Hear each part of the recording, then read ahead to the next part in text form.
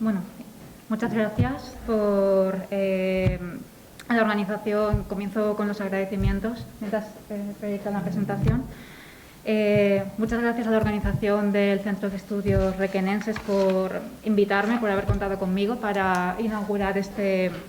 10º Congreso de Historia Comarcal dedicado a la mujer en la comarca, y especialmente a Nacho Latorre por la invitación. No sé si se ve bien o estoy tapando con la cabeza la presentación. Vale. Muy bien. Pues muchas gracias por la invitación y muchas gracias a todas las personas que estáis aquí hoy. Bien, querría aclarar inicialmente también que mi formación es como historiadora especialista en época moderna, por lo tanto ese es el ámbito que más conozco, que más y mejor conozco desde un punto de vista historiográfico también. Sin embargo, considero que hay una serie de reflexiones e ideas, así como un repaso historiográfico que podemos compartir en cierta manera las diferentes disciplinas que he visto que estamos representadas en el Congreso. Por lo tanto, he considerado que estas reflexiones pueden ser útiles para todos y para todas. Y necesito el puntero o el ratón para pasar la presentación.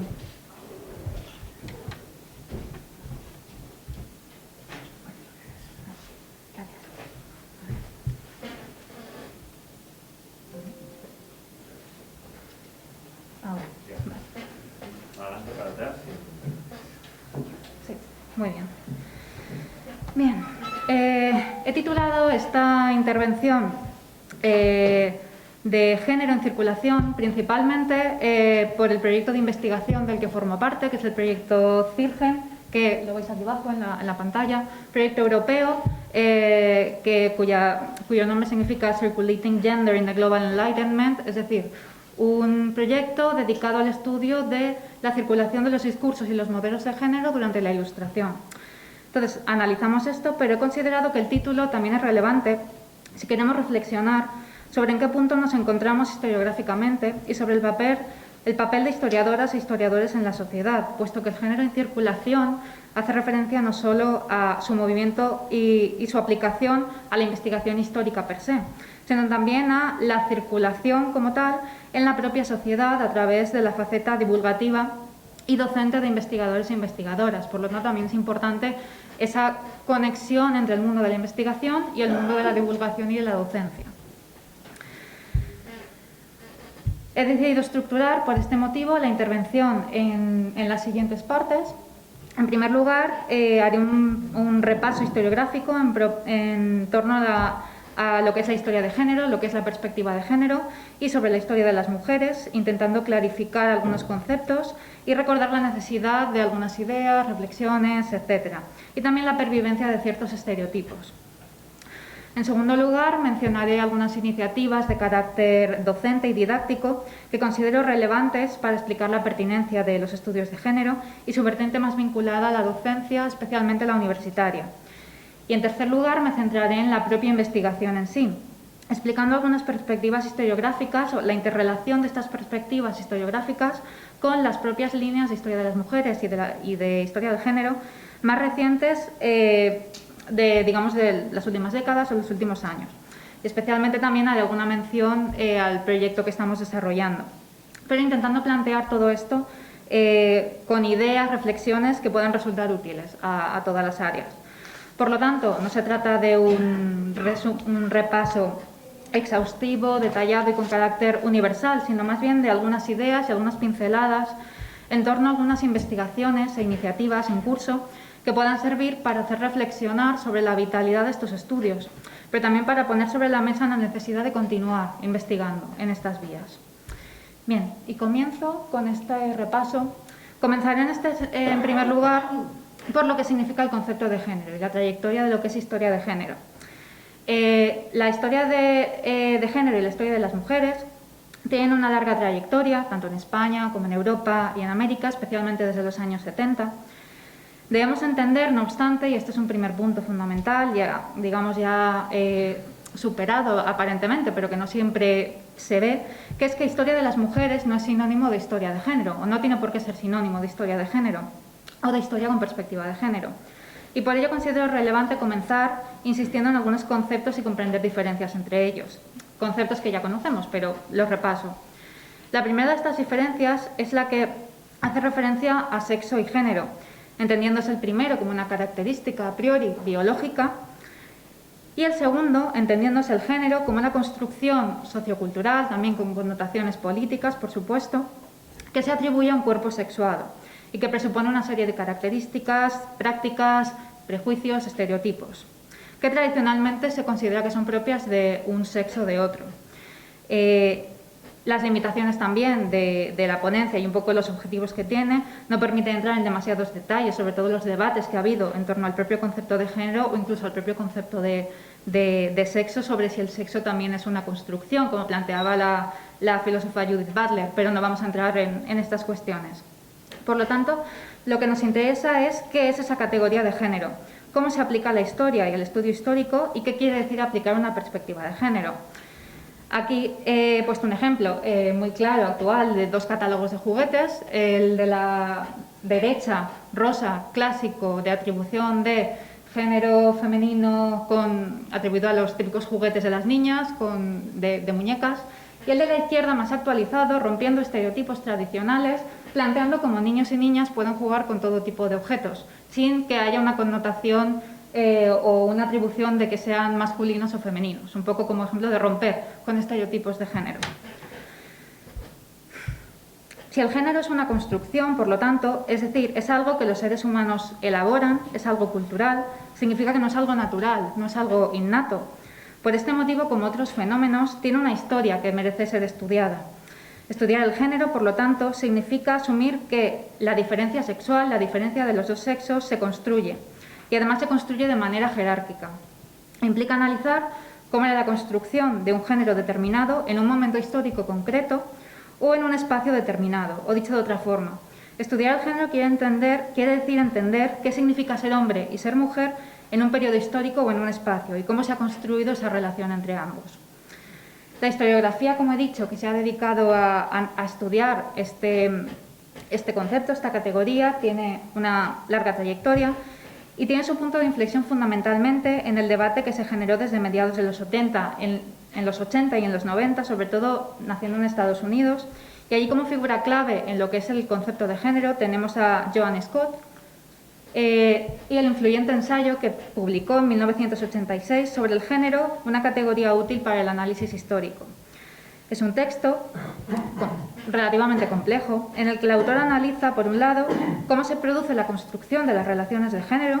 y, por otro lado, intenta hacer una contribución a la historiografía mediante la utilización del género como una categoría que se pueda usar para el análisis histórico en sí. Es decir, por un lado, el género puede ser estudiado, es un objeto de estudio, pero por otro lado también quiere que sea utilizado como una herramienta para analizar el pasado, yendo más allá en ese sentido. Ella plantea esta definición,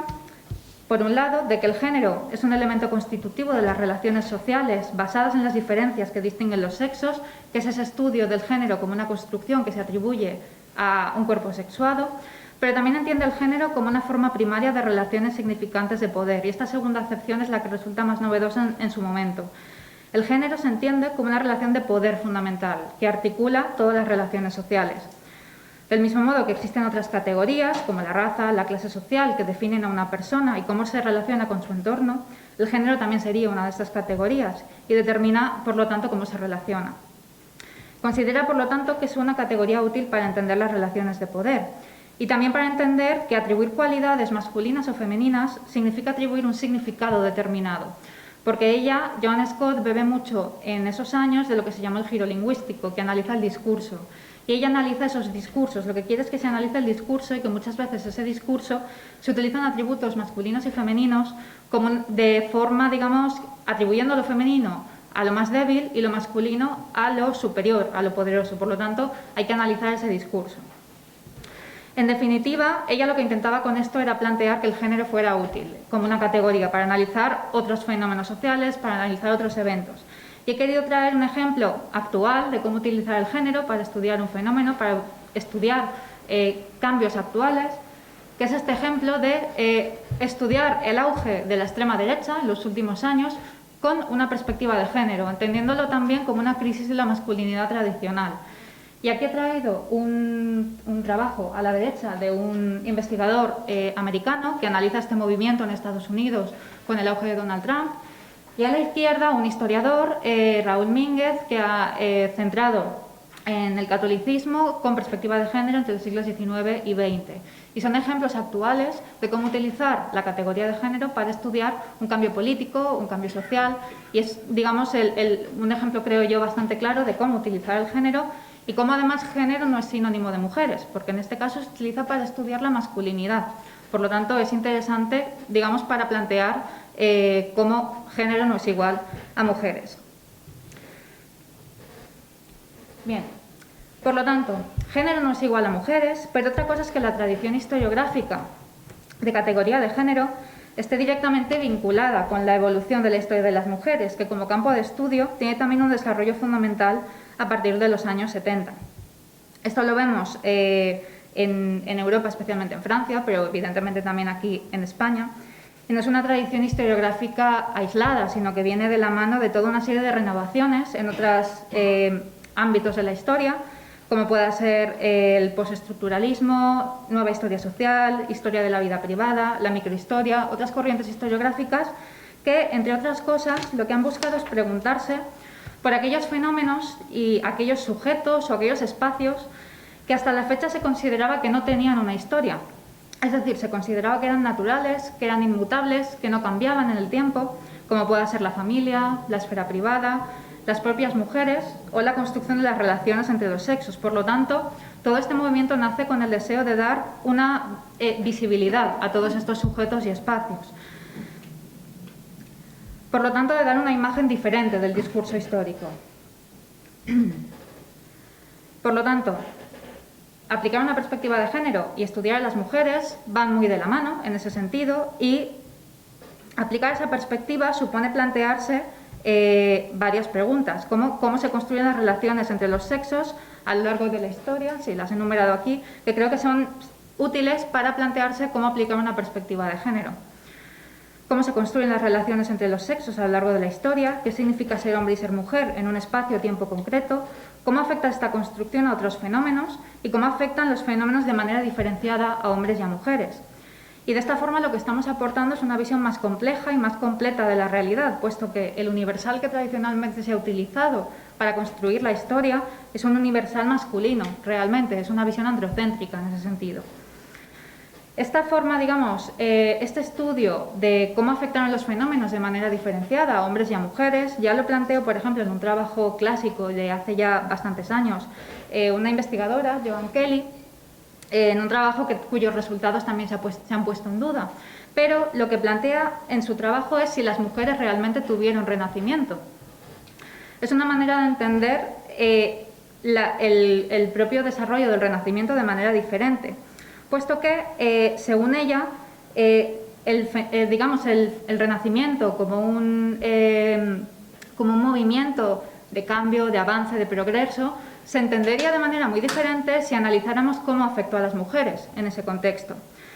Por lo tanto, lo que considerábamos universal realmente solo afectó en algunos casos a los hombres y no tanto a las mujeres. Por lo tanto, todo esto hace que pongamos en duda la propia noción de progreso. ¿De progreso para quién? Pues probablemente no para todos. Pero hablamos de mujeres como hablamos también de clases populares, de otro tipo de sujetos históricos invisibilizados a lo largo de la historia.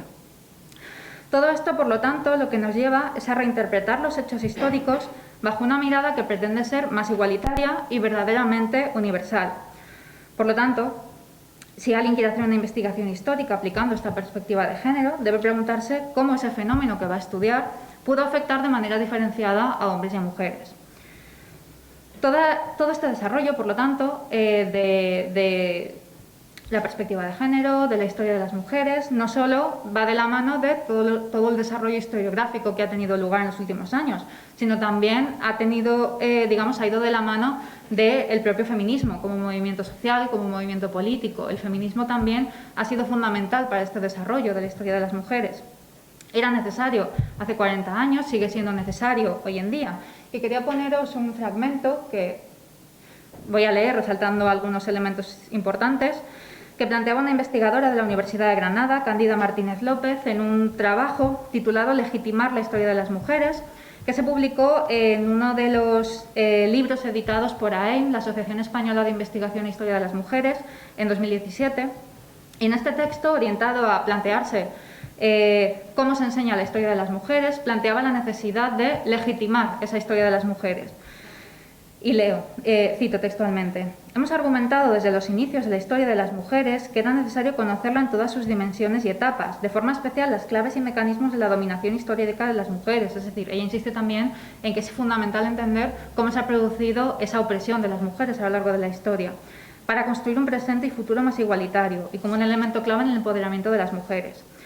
Pero es necesario dar un paso más y establecer conexiones entre la consolidación de sociedades democráticas avanzadas, es decir, más justas e igualitarias, y la elaboración y asunción de otra historia de la humanidad. Es decir, que es fundamental legitimar que la historia de las mujeres plantea una historia de la humanidad diferente, bajo una perspectiva más igualitaria. Ella continúa insistiendo en que es necesario conocer nuestro pasado para reconocernos, empoderarnos. Y las democracias que tienen como horizonte una sociedad más igualitaria necesitan la legitimación de la historia de las mujeres como discurso enseñado y compartido para su mayor cohesión y consolidación. Por lo tanto, todos estos avances en feminismo y la creación de nuevos conceptos, nuevos marcos interpretativos, categorías, han permitido romper ideas tradicionalmente asumidas y detectar muchos sesgos patriarcales en muchas teorías, muchas interpretaciones y muchas metodologías. Por lo tanto, una de las grandes contribuciones de la historia de las mujeres es deconstruir discursos tradicionalmente asumidos como universales. Y eso ella lo plantea en 2017, pero es una reivindicación que no es nueva, es una reivindicación desde hace muchos años. Por lo tanto, es una tarea que sigue siendo necesaria y hay que intentar evitar caer en ciertos errores y en ciertas ideas preconcebidas. Esta lista de errores e ideas preconcebidas, estereotipos, muchas veces la planteo a mis alumnos y alumnas en clase, pues un poco para que vean qué cosas no deberían hacer o qué cosas tendrían que pensar 2 veces a la hora de reflexionar. La primera de ellas, que la repito mucho, pero cuesta a veces que cale, es la idea de que género no es igual a mujeres. Y de hecho, es a partir del desarrollo de la historiografía de género que se potencia el estudio de las masculinidades, entendiendo que no solo las mujeres tienen un cuerpo sexuado al que se atribuye un género, con una serie de prejuicios y estereotipos, los hombres también. Y el estudio de las masculinidades es eso. Y son prejuicios que podemos percibir también hoy en día. Otro de los errores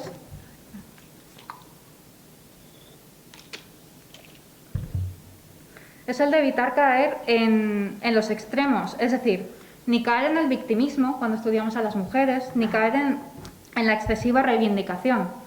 puesto que incorporar a las mujeres al estudio histórico no es algo nuevo, lleva años haciéndose y no se puede adoptar ya la perspectiva de que las mujeres eran, en general,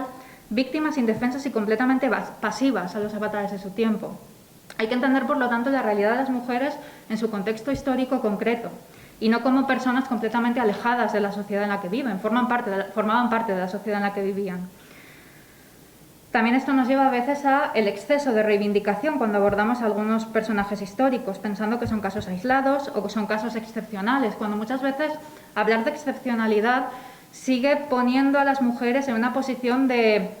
marginación con respecto a lo que fueron las mujeres en el pasado. Hay veces que hay que profundizar en las conexiones, las relaciones, las redes que se construyeron para entender un fenómeno en ese sentido. También hay que evitar la condescendencia que se ve en algunas ocasiones en algunos estudios o algunas investigaciones que quizá toman como poco serios, digamos, este tipo de aproximaciones o, digamos, como si esta fuera una forma particular de trabajar, cuando la perspectiva de género y la incorporación de las mujeres al estudio histórico no tiene por qué ser exclusiva de investigadores e investigadoras que se dediquen a ello. Debería ser una aspiración de todos y de todas para tener una comprensión más completa de la realidad histórica. La forma de subsanarlo a veces pues no consigue lo que pretende, puesto que muchas veces se sitúa a las mujeres en los márgenes, se las sitúa aparte, se sitúa un epígrafe concreto hablando de las mujeres en un periodo histórico o respecto a un fenómeno en concreto, y esto sigue situándolas en los márgenes de ese estudio. O añadiendo a 4 o 5 personajes históricos tampoco llega, digamos, a solventar el problema que hay detrás de invisibilización de los sujetos históricos. y supone en ese sentido no tener en consideración todo lo que se ha avanzado en materia de historia de las mujeres. Por lo tanto, todos estos prejuicios, estereotipos que se tienen que ir superando, me llevan ya a hablar de lo que son las iniciativas que se llevan a cabo o, digamos, las novedades que hay al respecto, en ese sentido, tanto desde una perspectiva divulgativa como docente o didáctica y también historiográfica. Entonces, voy a comenzar primero con iniciativas más de carácter divulgativo, con iniciativas más de carácter didáctico, sobre todo centrándome más en el ámbito universitario y sobre todo en la Universidad de Valencia, que es el centro en el que yo estoy. Existen en general en las universidades investigadoras, porque son sobre todo mujeres, y grupos que han luchado durante años por la incorporación de la perspectiva de género a través de materias específicas o con un objetivo más transversal. Por ejemplo, en la Universidad de Valencia está el Instituto de Estudios de Historia de las Mujeres, que tiene un máster específico sobre políticas de género e igualdad y un programa de doctorado específico en ese sentido. Y luego también hay iniciativas en las diferentes universidades desde hace años, en la propia Facultad de Geografía e Historia, por ejemplo. Y yo lo que quería sacar a relucir ahora son algunos resultados de lo más reciente que se ha hecho. Y en ese sentido podéis observar aquí a la izquierda unas guías docentes que la Xarxa de Lectura Lluís Vives, junto con la Unidad de Igualdad de la Universidad de Valencia, elaboró hace pocos años estas guías docentes con perspectiva de género para aplicar a diferentes ramas de conocimiento, que se ven pequeñito, pero aquí tenéis, por ejemplo, a ver cómo va esto, de enfermería, antropología, filosofía, física, comunicación, es decir, muy diferentes ramas, muy diferentes carreras. Son unas guías que lo que pretenden es enseñar cómo poder elaborar guías docentes con perspectiva de género y cómo poder aplicar la perspectiva de género a estudios tan variados como todos estos. Son guías además gratuitas, que se pueden descargar de manera gratuita, online, y que además implicaron en el año 2019 el desarrollo de una serie de talleres para explicar que se acababan de publicar estas guías docentes y para el profesorado universitario que quisiera informarse y formarse sobre estas cuestiones. Por lo tanto, esto es un ejemplo de cómo nuestras investigaciones, como historiadoras e historiadores, deben tener una cierta repercusión social. Y en el caso de aquellos y aquellas que nos dedicamos a historia de las mujeres, considero que más todavía por la necesidad de transformar y romper estereotipos muy arraigados en la sociedad. Por lo tanto, hay que formar y concienciar, no únicamente, como en este caso de las guías docentes, a profesorado universitario, también al profesorado de secundaria, de primaria, a otros docentes y en general a toda la sociedad.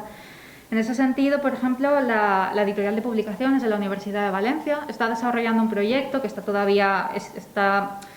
en pruebas, de una colección de historia de las mujeres, dirigida por Isabel Morán, catedrática emérita de Historia Moderna, especialista en Historia de las Mujeres, y Rafael Valls, profesor de instituto, que están desarrollando una colección con textos, ideas, materiales con los que trabajar tanto en la docencia universitaria como en la docencia secundaria y que permitan redefinir y repensar la propia historia de la humanidad. En ese sentido, es una iniciativa similar o algo similar a este libro que podéis observar aquí a mi izquierda, a vuestra derecha, que es un libro francés que es de 2010, que ya tiene unos años. Es un manual de historia orientado a bachillerato, por los contenidos que contiene, que manteniendo la periodización tradicional, lo que hace es romper el discurso habitual, histórico, para aplicar una verdadera perspectiva de género. Aquí están las secciones que tiene, las secciones que se suelen enseñar en bachillerato de mundo antiguo moderno, tiempos modernos y revoluciones, democracia y totalitarismos, pero todo entendido bajo una perspectiva de género, es decir, estudiando los fenómenos de cada uno de estos periodos y intentando entender cómo afectaron estos fenómenos a hombres y a mujeres. Por lo tanto, es un ejemplo también de un trabajo que además resulta sencillo, es un ejemplo sencillo de cómo aplicar esta perspectiva y además orientado a un manual de bachillerato. Otras iniciativas que se puedan estar llevando a cabo, por ejemplo, que lo he mencionado antes, la La diputada de Igualdad es este proyecto de Ana López Navajas, titulado Women's Legacy, orientado a ayudar a recuperar a las mujeres en los libros de texto, en los materiales de texto, intentando trazar una genealogía de las mujeres en ese sentido, que lleva ya muchos años, digamos, Ana López Navajas trabajando sobre estas cuestiones. Y digamos esto más aplicado a lo que es materiales y textos para la docencia o también para la divulgación. Son solo algunos ejemplos, seguro que hay muchísimos más, pero son solo algunos ejemplos y algunos de ellos también muy recientes, un poco una muestra de ese deseo y esa voluntad de seguir cambiando.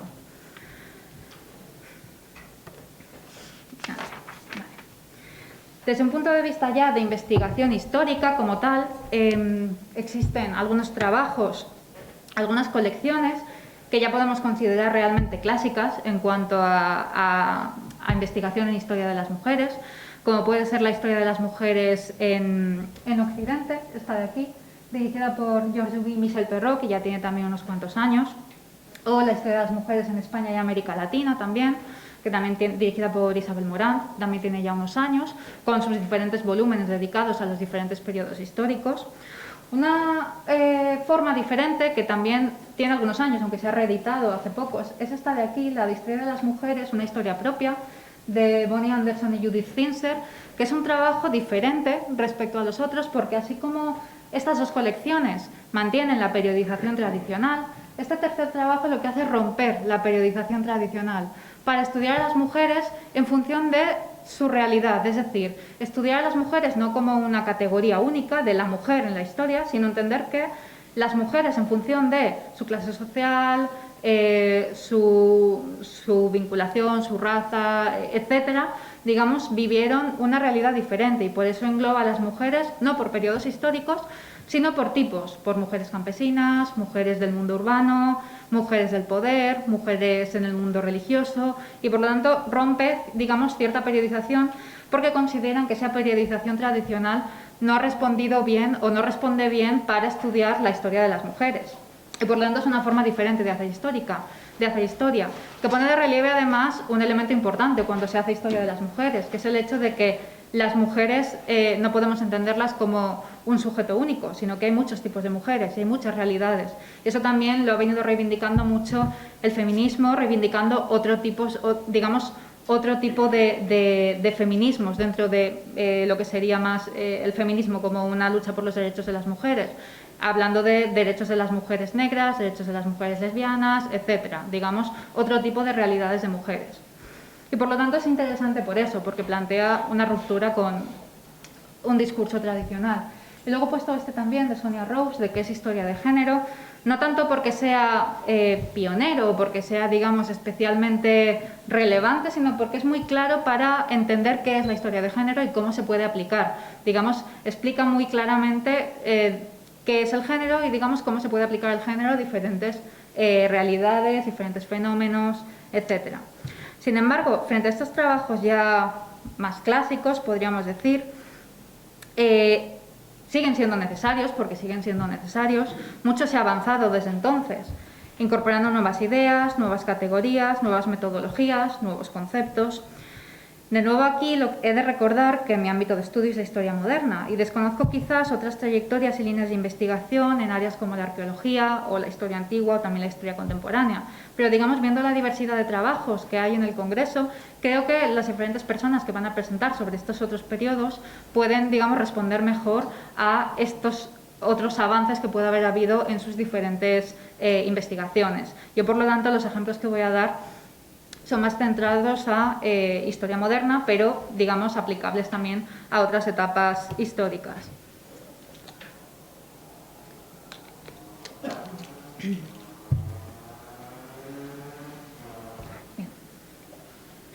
Aquí he puesto algunos resultados, digamos, algunos de los libros, digamos, y algunos de los corrientes historiográficas interrelacionadas con historia de las mujeres que han, digamos, aportado nuevas ideas, nuevos resultados en los últimos años. Uno de los primeros que he colocado es este de feminidades y masculinidades en la historiografía de género, de nuevo editado por la Asociación Española de Investigación e Historia de las Mujeres, que la he citado mucho y aquí aparecen dos libros de su colección, porque, digamos, en España en cuanto a novedades de historia de las mujeres, podemos considerar como uno de los organismos que, digamos, más está más actualizado en ese sentido, con todas las publicaciones que tiene, los seminarios, congresos que organiza, y por lo tanto los resultados que se van publicando recogen mucho las novedades que va habiendo en España en cuanto a historia de las mujeres. De este libro, de Feminidades y Masculinidades en la Historiografía de Género, que es de 2018, se incluyen algunas reflexiones sobre novedades en cuanto a historiografía de género, cómo se construyen feminidades y masculinidades en diferentes periodos históricos, como por ejemplo masculinidades no tradicionales en época moderna, por ejemplo, con un texto de Rafael Mérida Jiménez, o también el estudio de las masculinidades que hace Nerea Aresti, pero para época contemporánea. Nerea Aresti es una de las grandes especialistas en la actualidad en estudio de las masculinidades. Y luego querría sacar a relucir un poco las conclusiones, algunas de las conclusiones extraídas por el trabajo que hace Mónica Bolufer en este libro, un texto sobre la querella de las mujeres. Ella lo que se plantea es bajo qué nuevas perspectivas se puede abordar este tema, como es el de la querella de las mujeres, que fue un debate muy amplio, que tuvo un largo recorrido durante toda la época moderna, desde el siglo XV aproximadamente, un debate que se planteó en diferentes formatos, cuál era, digamos, la naturaleza de las mujeres, cuál era la naturaleza de los hombres, cómo se relacionaron hombres y mujeres, y encontramos a diferentes exponentes de esta querella de las mujeres. Uno de, digamos, la que se considera como iniciadora de esta querella de las mujeres es Christine de Pizan, por ejemplo, con su texto de La ciudad de las damas, donde plantea, digamos, una reivindicación, en cierta manera, de las mujeres, y también forma parte de, pues, de estos, hay toda una serie de libros, debates, textos que plantean, digamos, debaten todas estas cuestiones a lo largo de la época moderna. Y este tema, el de la querella de las mujeres, que ha sido muy estudiado y ha sido trabajado por diferentes perspectivas, ella plantea en este libro qué formas nuevas hay de trabajarlo, este tema de la querella de las mujeres. Y entonces ella cita algunos ejemplos de cómo la historiografía actual intenta abordar este tema utilizando sus propias categorías, sus propios estudios. Por ejemplo, ella plantea cómo la historiografía actual es muy sensible a perspectivas postcoloniales, perspectivas postcoloniales que ponen de manifiesto una mayor relación entre Europa y América, y además la idea de que la identidad europea se construyó también en relación a un otro que se consideraba diferente, que se consideraba más salvaje, que se consideraba incluso primitivo. Y digamos ahí estos estudios postcoloniales han tenido mucho que ver. También habla de la importancia de la capacidad de agencia de los individuos, lo que se utiliza más el concepto en inglés de agency, pero en castellano también se utiliza el estudio de la capacidad de agencia, que es un poco el estudio de la capacidad de acción.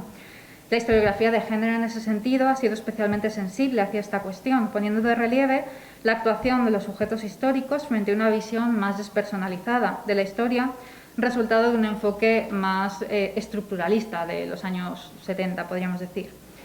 También plantea la importancia que ha tenido la historia de la construcción de las identidades, como resultado, entendiendo las identidades como un resultado de factores diversos, es decir, entendiendo la identidad como no algo estanco, no algo que una persona tiene y es y siempre es así, sino algo que puede ser cambiante y que varía en función del sexo, de la raza, de la clase, y además varía también en función de factores internos de la propia persona y de factores externos, expectativas sociales, por ejemplo. Esto permite estudiar la identidad de una manera cambiante y, por lo tanto, estudiar a hombres y a mujeres con identidades que pueden variar a lo largo de su trayectoria vital. Y esto también va en relación con el estudio de identidades no normativas, influidas igualmente por la teoría queer. En este sentido, desde arqueología se ha hecho mucho en relación con la teoría queer para el estudio del pasado.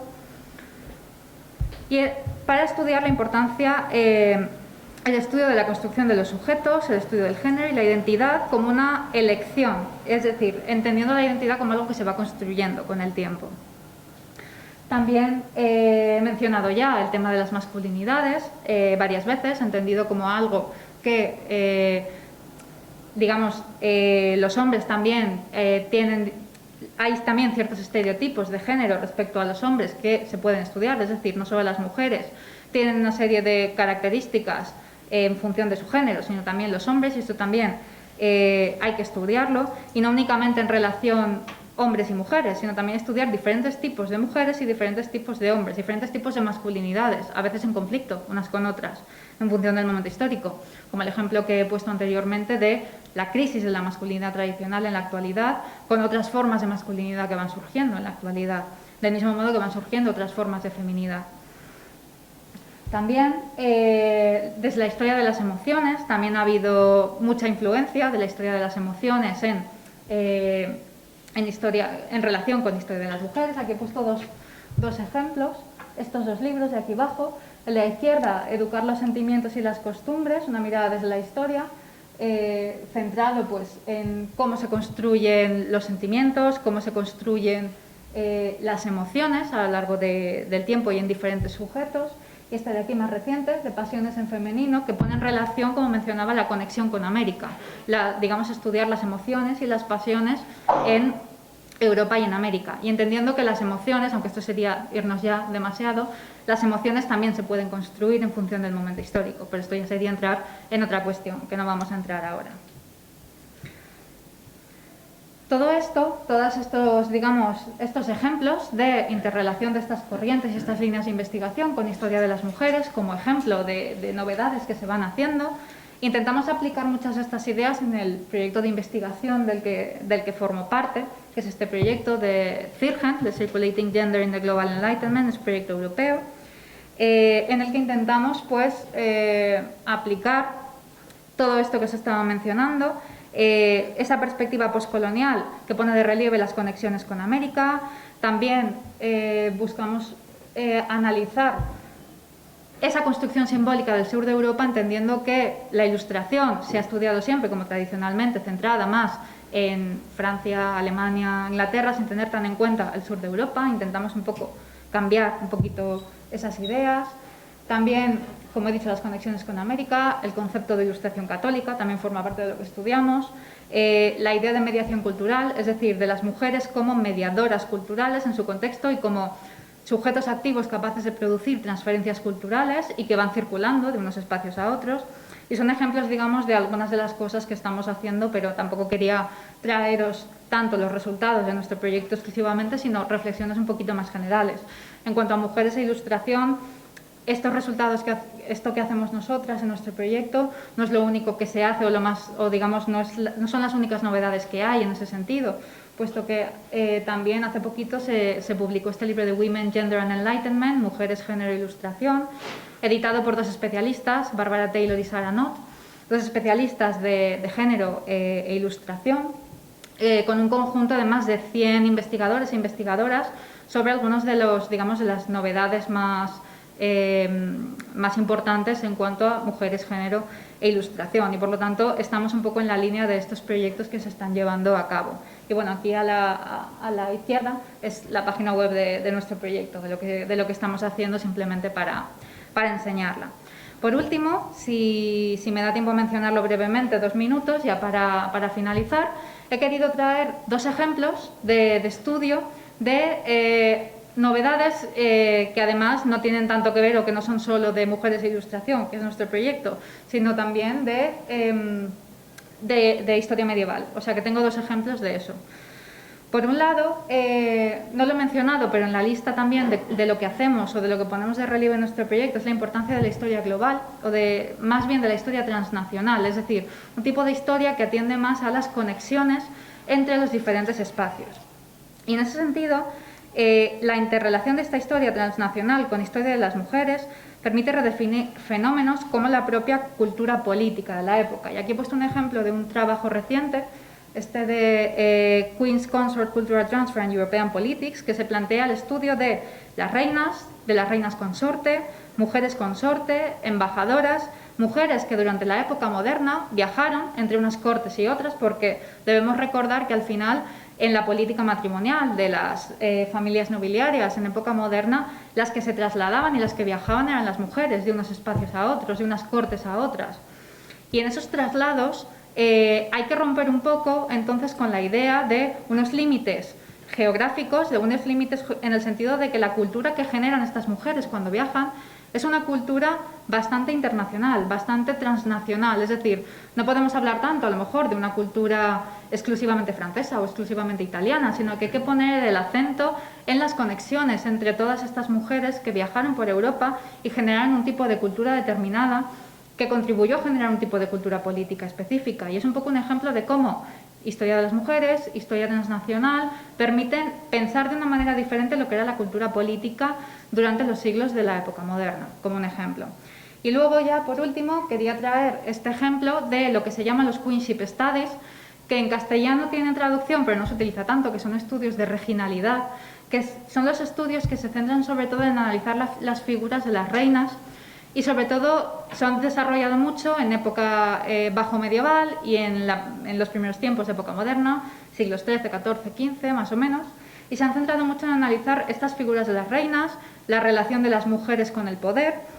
y digamos cómo se articulaba esta relación de las mujeres con el poder, intentando romper, como decía anteriormente, con esta idea de la excepcionalidad, intentando buscar y analizar formas específicas de ejercer el poder, conexiones, relaciones entre todas estas mujeres y por lo tanto es un ejemplo de la vitalidad de esos estudios y el deseo de romper con esta idea de la excepción de muchas mujeres. Y he puesto aquí un proyecto que es el proyecto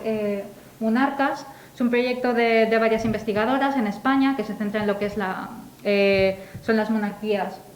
ibéricas, que están desarrollando muchos avances en este sentido. Hay muchas investigadoras que están desarrollando muchos avances en este sentido. Digamos, pues eso, como ejemplo de dos ejemplos para analizar la interrelación de historia de las mujeres con nuevas formas de hacer historia y cómo esto permite repensar formas tradicionales o discursos históricos tradicionales. Por lo tanto, todo esto que he querido plantear hoy aquí sigue poniendo sobre la mesa la necesidad de recuperar a las mujeres como sujetos históricos, de seguir recuperando a las mujeres como sujetos históricos, visibilizar sus experiencias, aportando con ello una visión más completa de fenómenos históricos interpretados en su momento como supuestamente universales. Por lo tanto, reconstruyendo vidas de estas mujeres, las redes de las que formaron parte, ponemos un poco el énfasis en las conexiones entre ellas